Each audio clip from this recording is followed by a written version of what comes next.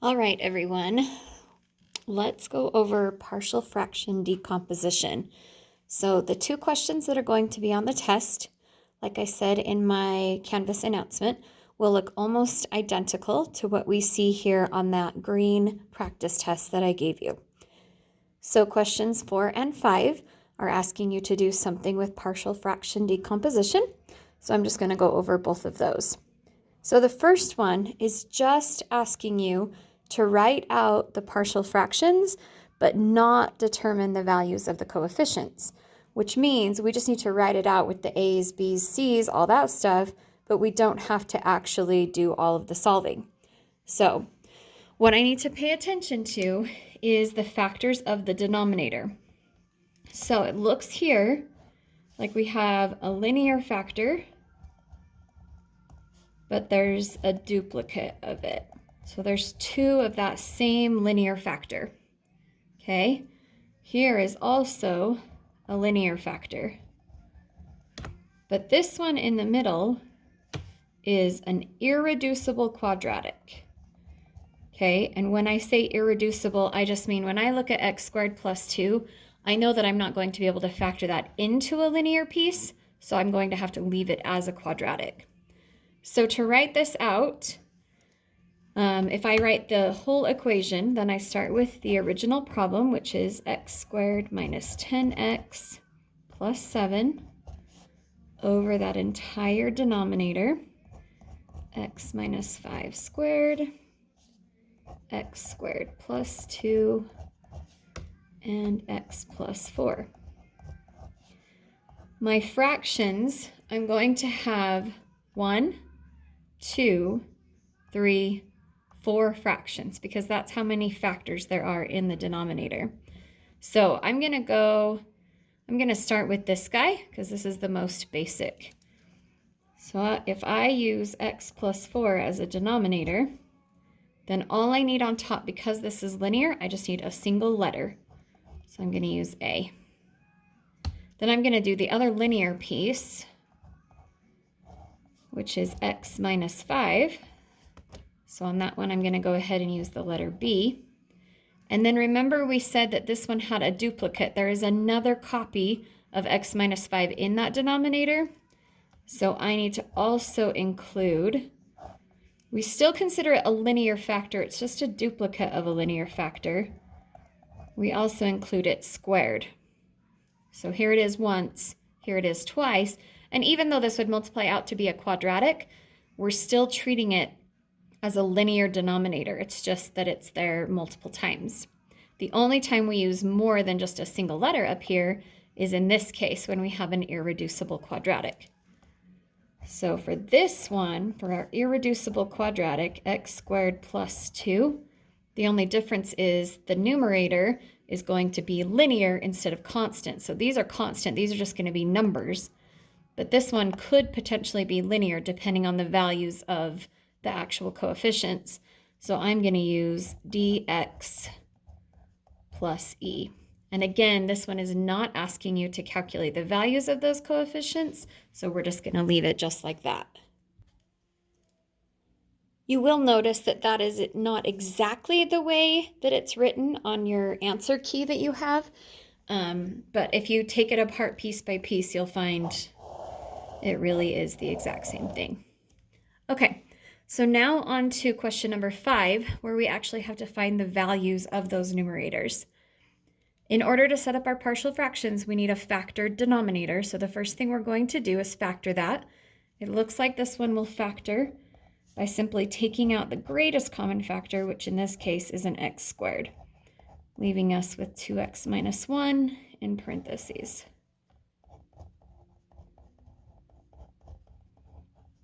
Okay, so we need to recognize that this is linear.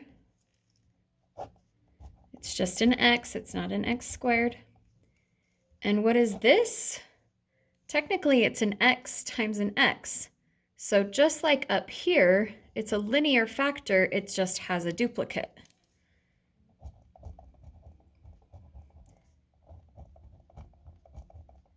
It's kind of like that multiplicity thing we talked about with polynomials.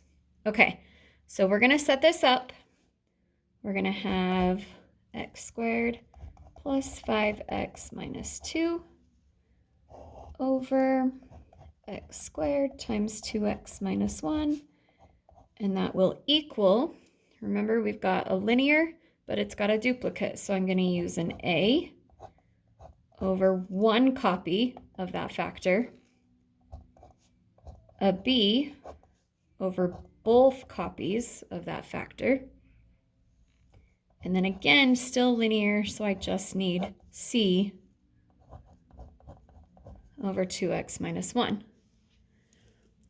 Okay, then we proceed to solve for a, b, and c by making this not a rational equation anymore. So we want to get rid of all the denominators. So we are going to multiply everything, all 1, 2, 3, 4 of those terms by this common denominator. So I multiply by x squared, 2x minus 1. Multiply by x squared, 2x minus 1. Multiply by x squared, 2x minus 1. And multiply by x squared, 2x minus 1. Even though it looks like I did it a lot over here, really I just multiplied the left side and the right side. I just had to quote unquote distribute all of this to all three terms. Now I'm just going to cancel some stuff out. So x squared cancels x squared, 2x minus 1 cancels 2x minus 1. This x can only cancel one of these, so I'm just going to get rid of that exponent and cancel that x. X squared cancels x squared, and 2x minus 1 cancels 2x minus 1. So if I write out everything that I have remaining, I still have this entire numerator, but not multiplied by anything because those canceled. I have a multiplying an x and a 2x minus 1.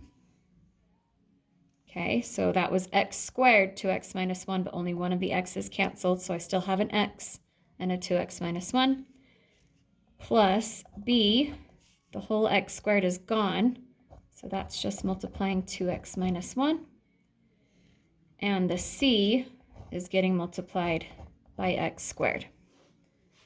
So I have a little bit of distributing and things to do. So I'm going to write this one as a times, I'm going to distribute that x in, 2x squared minus x. And then I'm going to go ahead and distribute that b. Actually, not yet. I'm going to do those all on the next one. Okay, so now I'm going to distribute my a's and b's. So I'm going to actually write this as 2a x squared.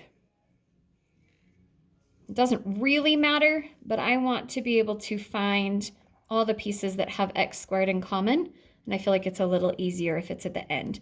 These pieces together are just the coefficient. And then minus ax plus 2bx minus b plus cx squared. Okay, so now I want to put the x squareds together, the x's together, and this one that doesn't have any x's, that's our constant. So I have 2a x squared, and I have a c x squared. So that gets my x squared pieces together. Then I have a minus ax plus 2bx. That gets my x's together. And then I have this constant on the end. But if you remember, all of this has to equal this polynomial right here. So I'm going to rewrite it.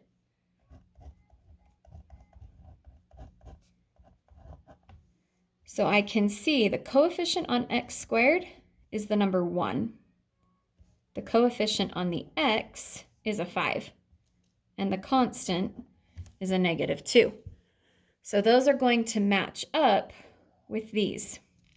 I'm going to rewrite this one more time as 2a plus c times x squared. So I just factored the x squared out of both of these onto the right side.